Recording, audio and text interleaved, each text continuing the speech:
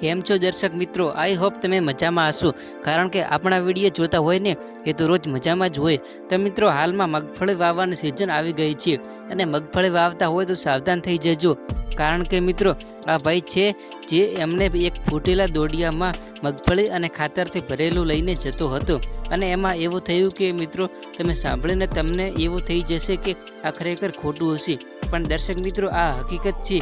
તો એ ભાઈ આ દોડીઓ ઉપાડીને આવતો હતો અને અચાનક તેના ભારના લીધે દોડીઓ ફૂટીને તેના માથામાં ફસાઈ ગયું અને ત્યાર પછી તેના ભાઈઓએ ખૂબ જ ટ્રાય કર્યા એ દોડીઓ કાઢવાની અને ત્યાર પછી ખૂબ મહેનત કરવાથી આ દોડીઓ નીકળ્યું.